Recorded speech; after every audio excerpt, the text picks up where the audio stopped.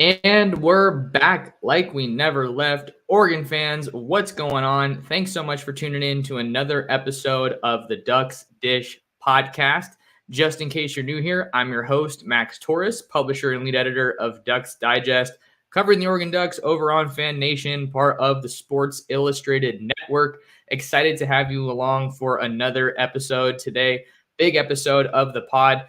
Coming at you live on a couple different platforms. We're here on YouTube at Oregon Football Max Torres, as well as over on Twitter at mtorres sports. So if you guys are here on the live stream, go ahead and drop a comment in the chat, or if you're watching on replay, go ahead and leave a comment. Let me know how you're feeling about Oregon football and the transfer portal, because that is the focus of today's episode.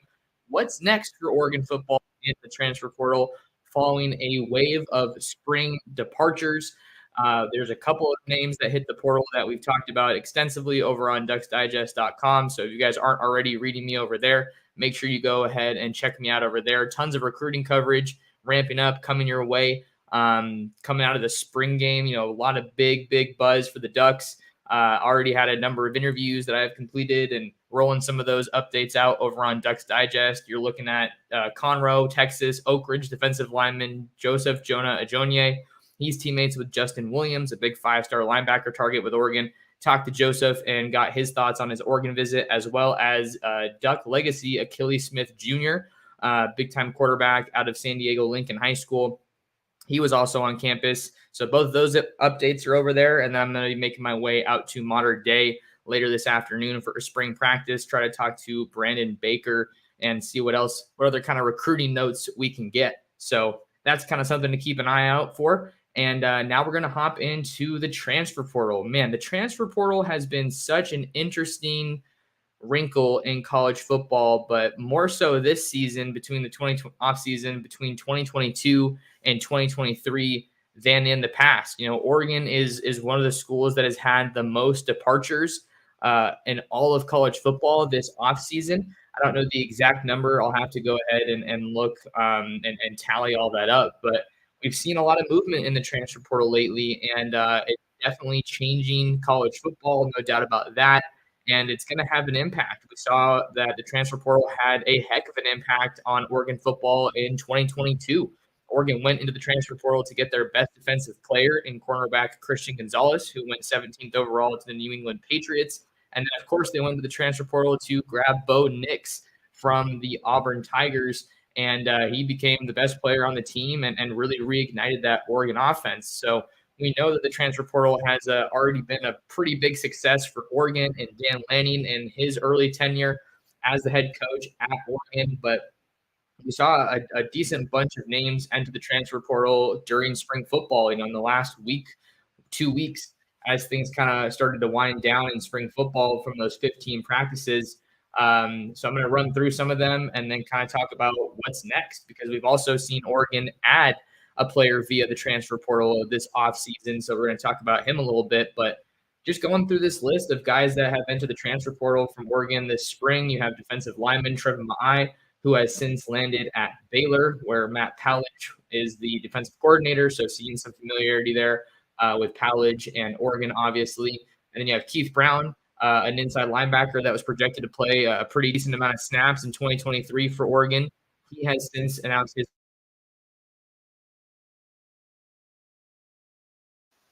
Sorry about that, folks. Having a little bit of mic issues, but I'm going to try to keep it rolling. I think we should be okay now, but if it happens again, my laptop. So sorry about that. Hope things are all right and we're still rolling. But what I was saying was that Keith Brown has since announced his commitment to Louisville. And then you have Anthony Jones, an edge rusher, outside linebacker from the 2022 class. He's already entered the portal. Jalil Tucker, another 2022 signee from Oregon, cornerback.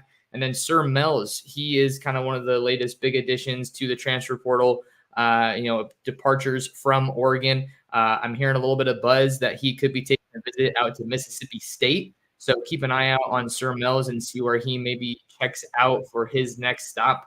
And then you have a couple more DBs, Darren Barkins and Avante Dickerson, two 2021 signees for Oregon at cornerback. Neither one of them really saw the field too much. Avante Dickerson saw some playing time in that Oklahoma bowl game in the Alamo Bowl towards the end of the 2021 season before Dan Lanning's tenure started at Oregon.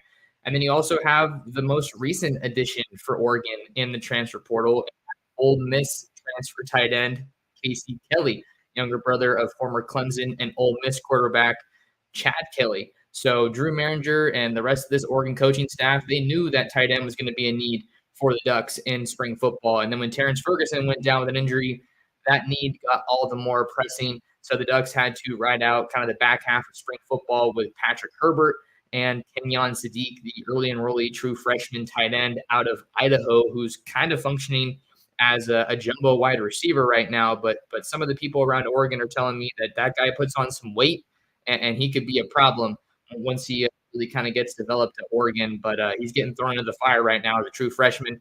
You bring in Casey Kelly over out of the transfer portal, kind of more of a blocking tight end than a pass catching tight end like Terrence Ferguson. But I think that Oregon brings him in knowing that Terrence Ferguson is going to be their big time threat in the passing game. And then Patrick Herbert also added some additional value in the passing game as well, playing his first full season at Oregon after battling a lot of injury history. So 6'3", 255-pound tight end with Casey Kelly. I think that's a great addition for Oregon. Certainly helps fill a position of need. I talked all about that commitment extensively on the recent episode of the Ducks Dish podcast. So go ahead and give that one a listen or a watch if you haven't already. So before we talk about kind of what's next for Oregon in the transfer portal, let's talk a little bit about the dynamic of the transfer portal and the effect that it's had on college football. Because right now, more than ever, I think we're seeing this kind of sorry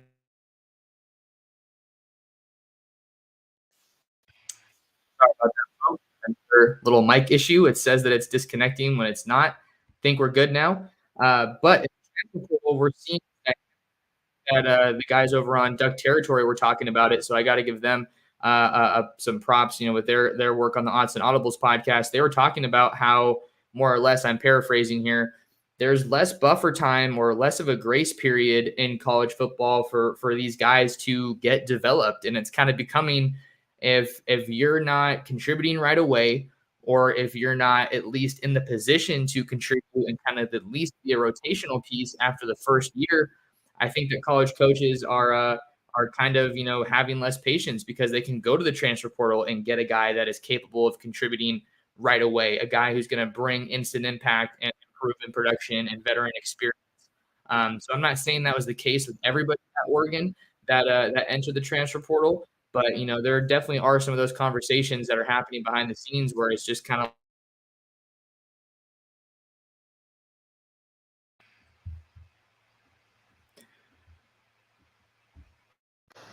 All right, we're going to be rolling with my laptop microphone for the rest of today. I don't know why my microphone doesn't want to cooperate, but really sorry about that. We're going to focus on that, and there shouldn't be any more issues for the rest of the podcast. But there are some conversations going on, behind the scenes at schools across the country where, guys are just kind of being told straight up, hey, this is kind of what we see your role being. And if that doesn't line up with what they want to do, obviously guys want to play college football. That's the dream. So they're, that they're kind of, faced with that reality. Do you want to stay at your school or do you want and not play, or do you want to go to another school, maybe a step down in competition, but an easier path to playing time? So that's kind of the dynamic that we're seeing with the transfer portal now, and why we're seeing so much roster churn so quickly in the course of just one offseason.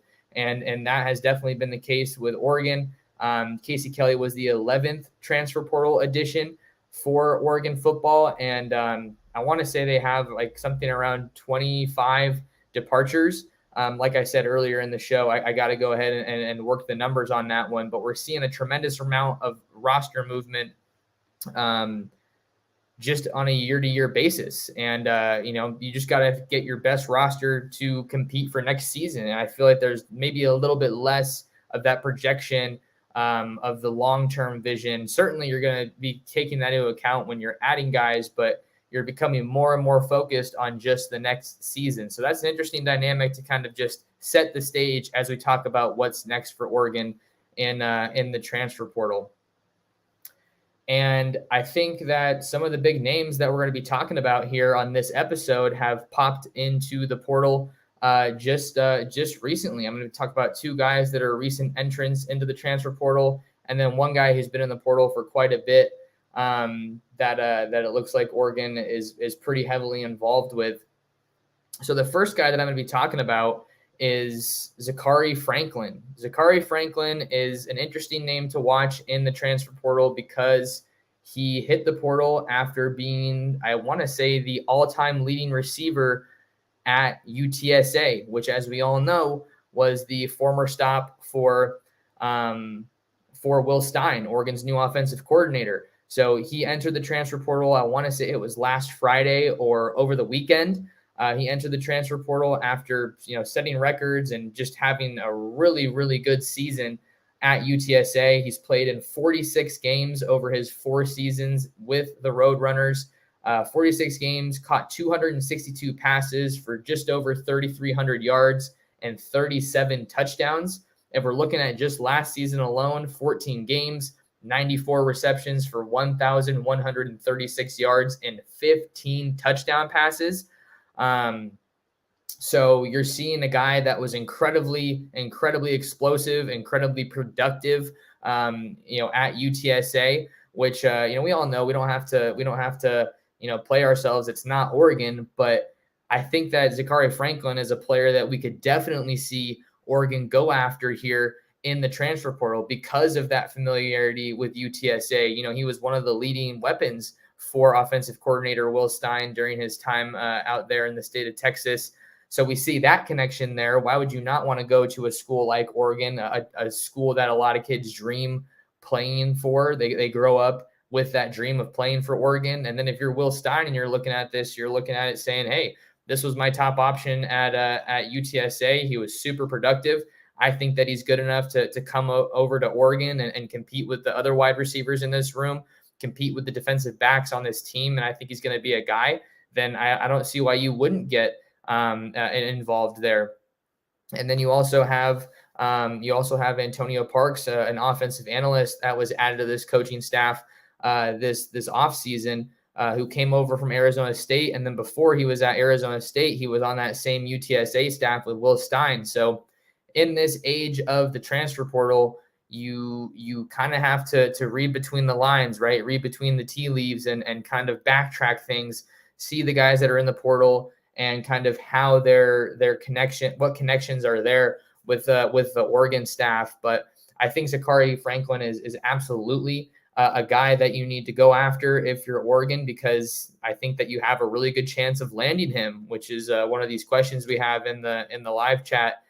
Do you think we land Franklin or GBJ, Gary Bryant Jr., who I'm going to talk about a little bit later in this episode? But as for Zakari Franklin, 6'1", 185 pounds. I think that he's not necessarily a Tez Johnson type of receiver. I think maybe he probably projects as more of a Chris Hudson type of player, just because, Tez has a bit of a smaller frame. But, from what I've heard about Zakari Franklin, I mean, this guy is just electric.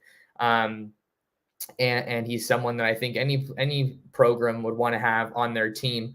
And I think that you could definitely see a fit for Franklin in Eugene. It's just interesting because the Ducks have already added 2 transfer portal wide receivers this offseason. But I wrote the other day how Zakari Franklin is a guy worth watching in the transfer portal for Oregon, just because of those connections there. I don't think you necessarily have that need at wide receiver, but boy, would he be a very, very interesting addition for Will Stein and Junior Adams and the rest of this Oregon offensive staff, because we saw a couple guys, really, really shine during the spring game at wide receiver. Both Tez Johnson probably had the play of the day, taking that short pass from Ty Thompson and turning it into a touchdown, taking off 70 yards down the field. Kyrie Jackson was saying, if you miss one tackle on that guy, he might burn you, which is exactly what happened in that game. He was juking a couple of Oregon defenders out of their socks in that game.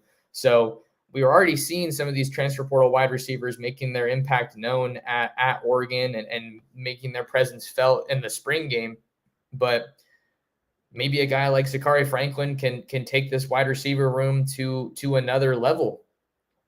because we already know that Troy Franklin's going to be the starter, the number one guy, the go-to guy for Bo Nix after the season that they had last year. He's looking like a projected first-round pick, but you could throw a guy like Zakari Franklin into the mix here, and Oregon could have one of the deepest wide receiver rooms in the Pac-12. I'm not trying to say that that's the reality of the room right now, but based on some of the guys that they're going after, and if they're able to land them, I think that you could be looking at a very interesting wide receiver room come the start of the 2023 season or even fall camp, right? Because the Ducks also signed 2 wide receivers in the 2023 recruiting class with a 5-star Jurion Dickey, who isn't on campus yet, but he was in Eugene for the spring game.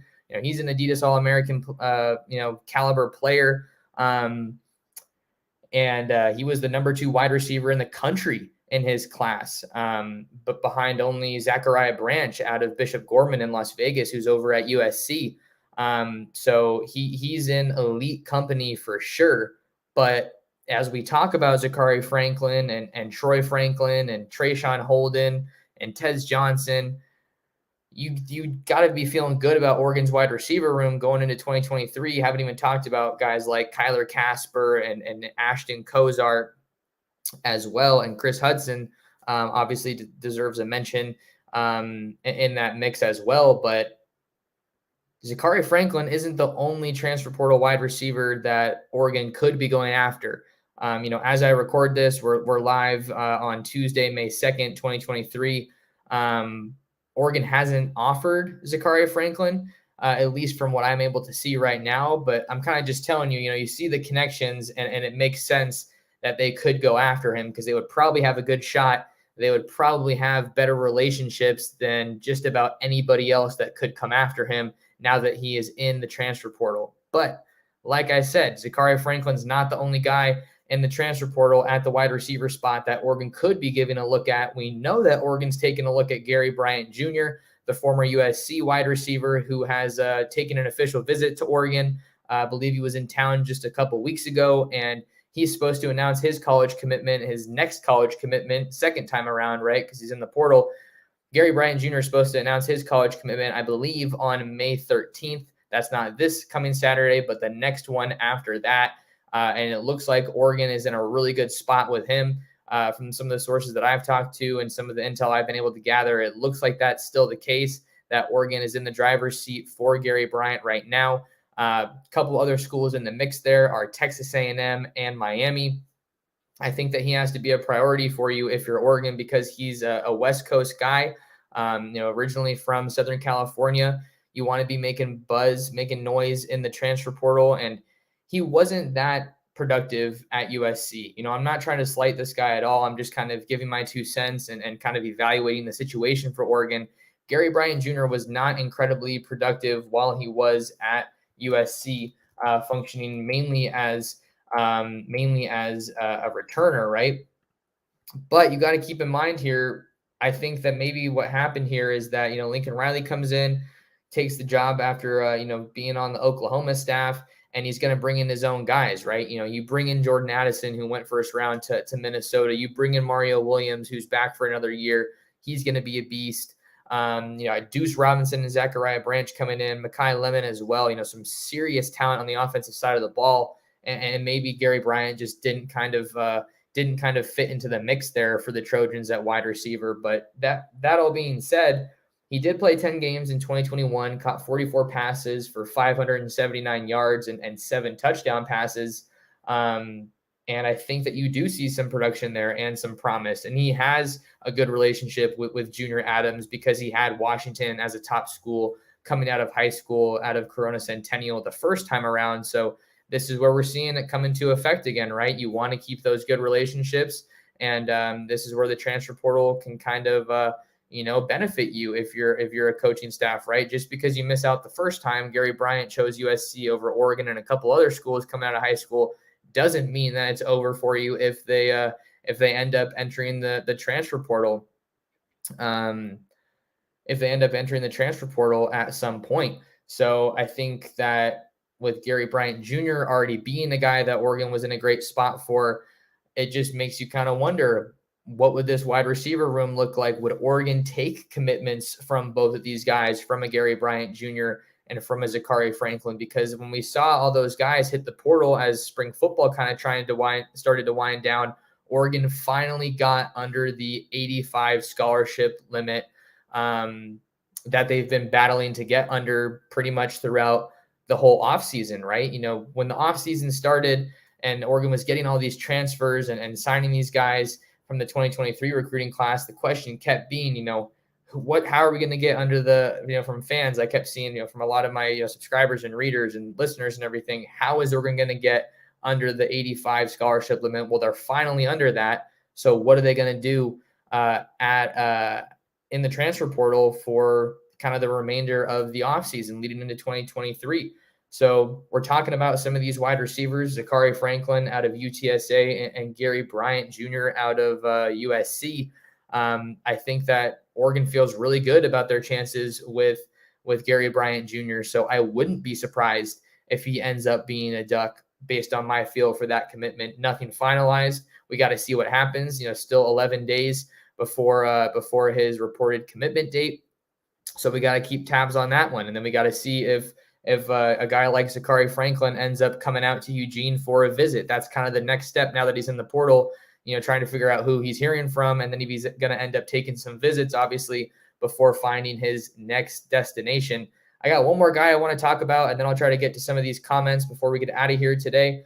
But Oregon made another interesting offer on Monday in the transfer portal, and this time it came on the defensive side of the ball to a cornerback, to Louisiana Lafayette transfer Trey Amos, who is originally from the state of Louisiana. He entered the transfer portal on Monday, and I think that you hear that he enters the transfer portal, and you hear that he's from UL Lafayette, and you're kind of thinking to yourself, well, that's not necessarily big time football out there for the Raging Cajuns, but Oregon's not the only school that is very interested in Trey Amos. There's a couple of other big time schools that have since offered Trey Amos. This is a guy who's barely been in the transfer portal for even 24 hours.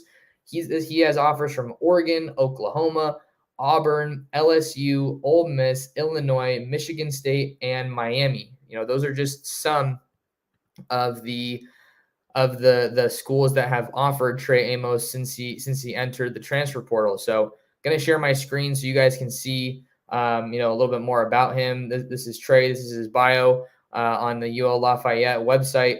But let's look at the stats, because what do the stats tell us about kind of the football that he's been able to play? Spent 3 seasons with the Raging Cajuns, played in 34 games, and recorded 59 total tackles, 46 solo, 2.5 tackles for loss, 14 pass breakups, and 1 interception. I think that you definitely want to see more interception production and more numbers there. But look at the season that he's coming off of in 2022, 26 solo tackles, 35 total tackles, and 8 passes defended. So he was staying active, staying around the ball. And I'm not really surprised that Oregon made an offer here, right? Because the Ducks have been trying to, replace Christian Gonzalez throughout this offseason. So what does the cornerback picture look like for Oregon now that Christian Gonzalez is off to the NFL to play for the New England Patriots?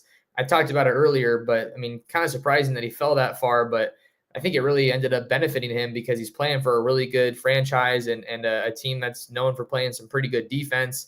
So that's a good fit, I think, for Christian Gonzalez. But where does that leave Oregon? Now you're looking for a new lockdown cornerback, and you got to look at all your options, right? Oregon's turning over every lead that they can. You bring in Kyrie Jackson from Alabama. He had a couple of good plays in that spring game. And then you also have Dante Manning, who I thought looked awesome in the spring game. That pass breakup on that one-on-one matchup with Justice Lowe in the corner of the end zone. I thought that was his highlight play for sure. Triquez Bridges had a couple of good plays. Looked like he was just kind of in the right spot at the right time. That was a big theme throughout the spring game for Oregon. So I think that you're feeling more confident about that cornerback room right now, but you also signed a lot of guys at cornerback. I think it was 5 high school corners. You got Cole Martin, who had a heck of a game. That dude plays like he's shot out of a cannon. He's explosive. He's twitchy. He's kind of lightning in a bottle for a defensive guy. He brings added value in the return game. Loved what I saw from Cole Martin. Maybe we see him playing a pretty decent amount as a true freshman. And then you also have Solomon Davis, who came in from Charter Oak in Covina. He was another guy that you added in the 2023 class, kind of a late flip from Arizona, but I know that Dan Lanning and staff are really excited about what's in store for him.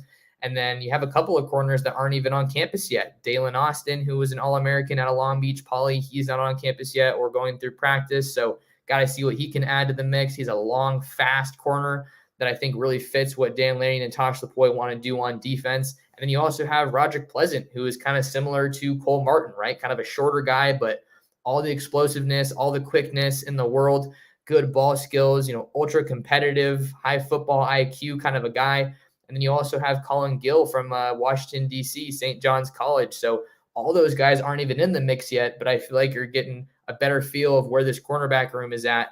And I think that if you bring in a guy like a Trey Amos, I think that this is a guy that Oregon clearly feels can impact the program and can bring something to the table here at that cornerback spot. Because even though you bring Kyrie Jackson in, wasn't necessarily a standout guy at Alabama. He didn't have a bunch of stats that are going to blow you away necessarily. So you bring in a guy like Trey Amos, and he's going to be able to continue pushing the competition in that room. And I think it makes a lot of sense if you're able to ultimately bring him in. So looking at Trey Amos, he's 6'1", about 197 pounds. Came into the program at 6'1", 182, and then he ended up departing the program at 6'1", 197. So he's got some of that good speed and that good frame that you want in the corner to go up against some of these bigger wide receivers. So I think that that's another name that we have to watch in the transfer portal for Oregon. Could make a lot of sense to bring in another proven guy, another veteran guy into that cornerback room that has done some good stuff, played some good college football for you. So it's a numbers game, as we all know, right? What are the Ducks going to do now that they have a couple more open scholarships? I think that maybe some people have talked about some other spots that you could bring in some guys at in the transfer portal, maybe another offensive lineman.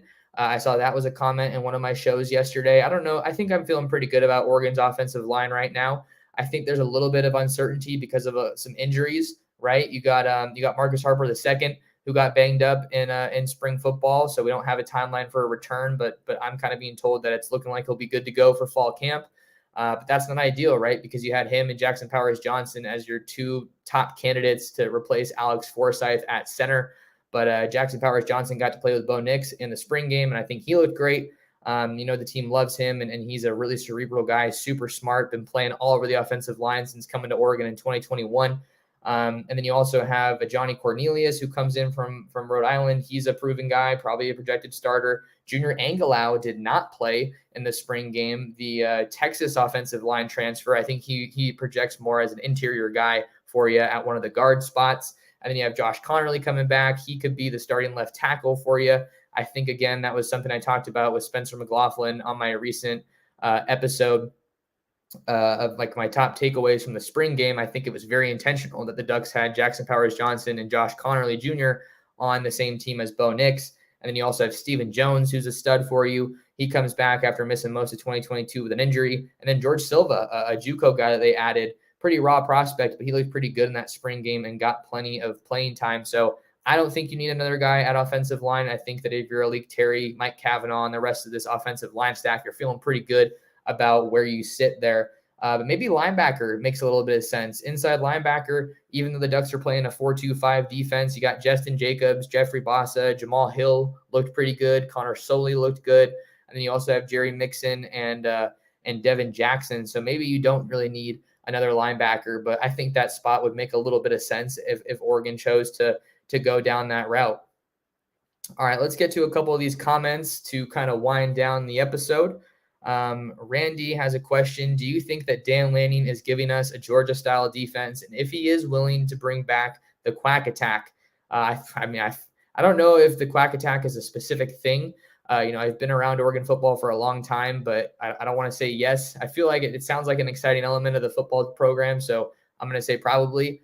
But the Georgia-style defense, I think that seeing the spring game and just seeing how much crisper, how much cleaner of a game it was, and guys being in the right spot, flying around the football, the physicality that we saw. You saw big hits from guys like Tysheem Johnson, Mateo Uiagalelei, Jordan Birch, mixing it up physically. I think that Oregon's definitely trying to get to that Dan Lanning, Georgia-style defense. It doesn't happen overnight, obviously. I mean, even maybe going from year 1 to year 2, you're not going to maybe expect a Georgia-style defense or that level of, elite play. But I think that they're certainly going towards that, and the spring game was a great step in the right direction of showing how the Ducks are progressing. And Randy with another one. With all the attention that USC and Colorado are getting, do you think that the Ducks are going under the radar? Yeah, I think the Ducks are going a little bit under the radar. I was listening to Josh Pate over on the Late Kick, and he was talking about how fans are thinking that maybe Oregon's going under the radar, but that's okay. Just go under the radar now, and then when the season comes around and you're playing some great football, then you can take them not out of under the radar, but you'll put them into the spotlight. But this is a 10-win team. Oregon won 10 games in 2022 in Dan Lanning's first year as a head coach, and there's a lot of big pieces coming back. No bigger piece than Bo Nix coming back. Bo Nix coming back in 2023 is an absolutely huge win for this program, and is going to keep them in that national conversation. Maybe we see Bo Nix return to the Heisman conversation. If he doesn't get hurt last year, how does he fall in the Heisman race, and where does Oregon's season ultimately end? I think that Oregon maybe is going a little bit under the radar, but they're one of the biggest, names in college football, and they recruit their butts off. So I think that they're going to stay at the forefront of it for sure. Mark, the portal was supposed to help the kids, but we are seeing coaches exploiting it. Yeah, I think that, I was just talking to a high school coach the other day. I think, Mark, your comments talking about college coaches exploiting the portal. But just to talk about a little bit of the trickle-down effect, I think that I was talking to a high school coach today, and he was talking about, I guess then we were talking about official visits, but so maybe I shouldn't mention that. That was a different note. I got kind of jumbled up a little bit. But yeah, I think it's a double-edged sword. It helps you and it hurts you. And same thing goes for how that kind of trickles down to high school football recruiting.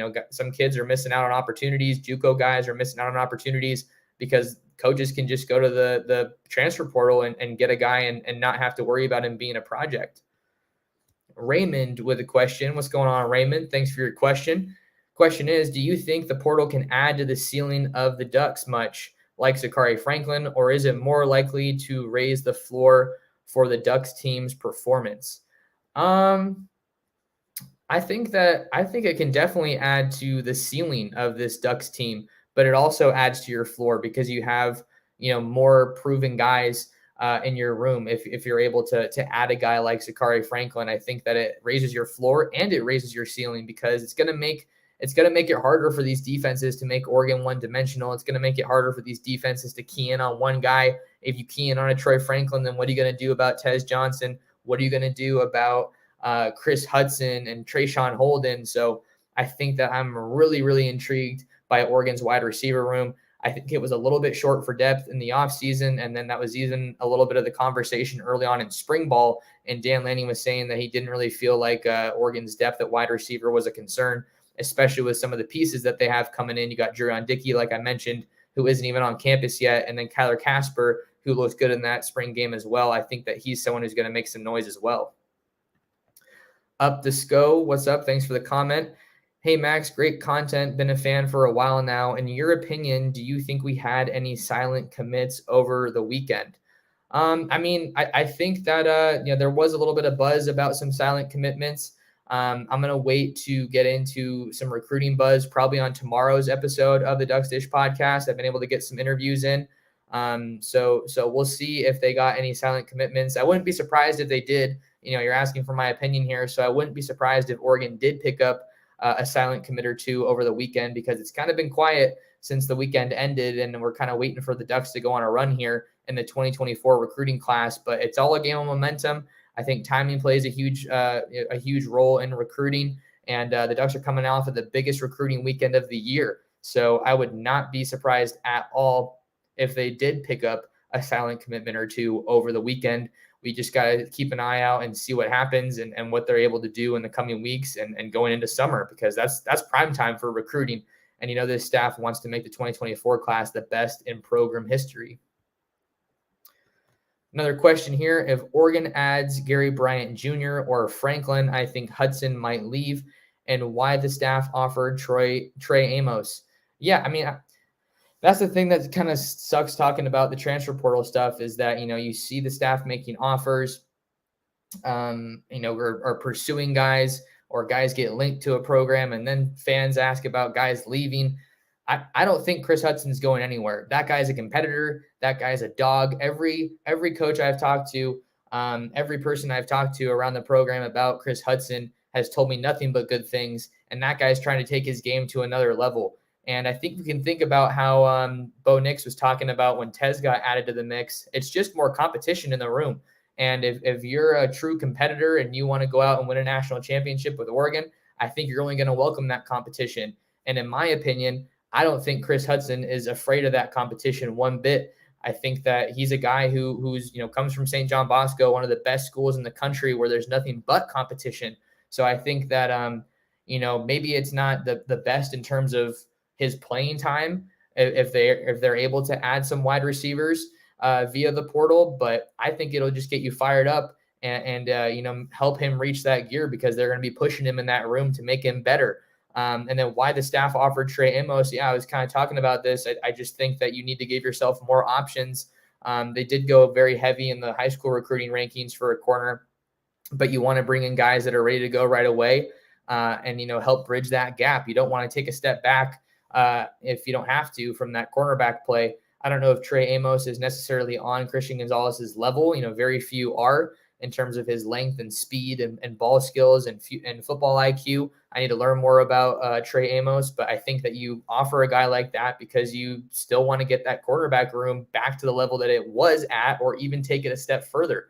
I think that's another point that's worth mentioning. The Oregon staff the Ducks aren't just trying to get back to the level that they were at when they had Christian Gonzalez. They're trying to take that thing a whole step further. They want to have 4 lockdown corners if they can. That's not where they're at now, but that's what you want. So I think that's why you offer a guy like Trey Amos. Let's see. What else do we have here? Up the SCO with another comment. Mathudi and Williams, linebacker core almost wrapped up. Need Baker, and if we get 1 or 2 5-star edges, I think just talking about a couple of guys here that Oregon, has been in a pretty good spot with for a bit. Kamar Mathudi was on campus over the weekend, and he's one of the biggest targets for Oregon at linebacker in this 2024 class. Justin Williams was another big-time linebacker prospect that was on campus out of the state of Texas this past weekend. I really like Oregon's chances there. And his recruitment, but you got schools like Georgia and Alabama that are still battling. Entered the mix a little bit later than Oregon did, so maybe some of that long-term relationship is going to help the Ducks here. But Oregon's looking really solid at their linebacker core. Really like their standing for a number of guys. Dylan Williams at Long Beach Poly is another guy that I think is big time, and they're in a good spot with. And then Brandon Baker, he was on campus, 5-star, number 1 offensive tackle in the country, or high 4-star at least. He was on campus, and I think Oregon's doing a really good job to kind of re-solidify their standing with him. I think that they were the team to beat when Adrian Clem and Vianney Telemai-Vau were on staff. And then now you kind of have to put in that work if you're Malik Terry and Mike Kavanaugh and to try to just get back to the top of that recruitment. And I think with the development that you've had at the offensive line spot,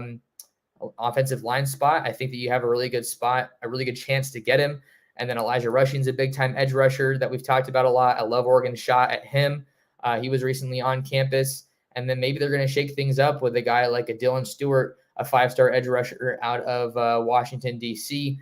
Good returns from, I was listening to Steve Wiltfong talking about how David Stone, big-time defensive lineman, is strongly considering an official visit to Oregon after coming out for the spring game. So, yeah, this recruiting class has a chance to really, really be something special. Colin Jones with a question. What's up, Colin? Any elite running backs expected to commit this cycle? Yeah, the Ducks, I mean, that running back room is loaded from top to bottom. You got Bucky Irving and Noah Whittington leading the way, Jordan James going into his sophomore year, Dante Dowdell and Jalen Lamar come in from the 2023 class. I think that this running back room is stacked, but they're still going to continue to add elite guys. Oregon's in a really good spot with Nate Frazier, modern day running back, one of the top all-purpose running backs in the country. I think that they lead for him, but he's taken some big visits out to SEC programs, so Oregon's going to have some strong competition to hold off, no doubt about it. And then you have some other guys like Jason Brown Jr. out of Seattle, Washington, O'Day. He's one of the top all-purpose backs in this cycle as well. I think that Oregon is staying involved there, but USC might be surging ahead in that one a little bit. SEC programs also in the mix there. And then you also have Christian Clark out of Mountain Point High School in Arizona. He was on campus in the week leading up to the spring game. I know those are three of the top running back targets for Oregon this cycle. They are going to be absolutely big. Got to see if they can finish the deal with those three guys. And then another question, are you worried about Clem not being back, and will the O-line play take a dip? I don't think necessarily. I mean, that's a departure that hurts for sure. Losing Adrian Clem, there's no good way to slice that. I was surprised that he went back to the NFL after just 1 year and the tremendous success that he had at Oregon. But, that's a shot in the NFL. That's the chance to coach the team that drafted you, to play to coach with the coach that drafted you out of Hawaii when you started your NFL career. So I think that was just too good of an opportunity to pass up. And I think it's only logical to think that the offensive line play will take a bit of a dip. How significant of a dip, that remains to be seen. I just think that was an all-time Oregon offensive line this past year. And if you're losing guys like that, it only kind of makes sense that you're going to take a step back a little bit from your level of play. But like I've been saying, you have a lot of really good pieces returning, a lot of good pieces being added to the mix from the transfer portal. And I think that Oregon's offensive line is going to be just fine. Maybe not the level of play that it was last year, but it's going to be a really, really good unit once again. So appreciate the questions from you guys. Love doing these live streams and engaging with you guys, trying to answer these questions and just continue building this Oregon football community on the Ducks Dish podcast and on YouTube. Couple of quick reminders, if you haven't already, smash that like button for me. It is a tremendous help, and I really appreciate it. That does so much to support me and what I'm doing. And then also subscribe to the channel if you could. It's free and only takes a second out of your day. And then make sure you lock in with me on all social media platforms, particularly Twitter and Instagram. I am at mtorresports. I'm also on Facebook at mtorresports, and we have the Ducks Digest Facebook as well. Make sure you stay locked in to ducksdigest.com for my latest Oregon football and recruiting coverage. That'll do it for us. Share the show, share the Ducks Dish podcast with your friends, with your family, with other Duck fans. Greatly appreciate that. And that's all I had for you guys. Thank you so much for taking some time out of your day to tune in, talk some Ducks, and we'll see you in the next episode of the Ducks Dish podcast.